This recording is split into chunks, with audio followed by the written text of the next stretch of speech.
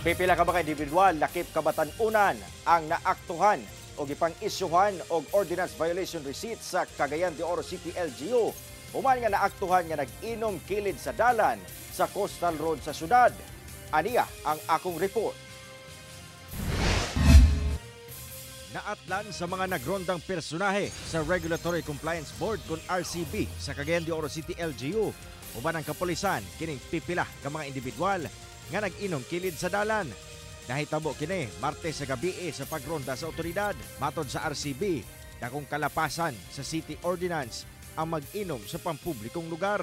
Yan yung mga gainom sa daplin sa dalan. Kay delikado man god, mao nang usa sa mga posibleng inumdan. Aduna unya bikil-bikil, nya nara ba sa dalan.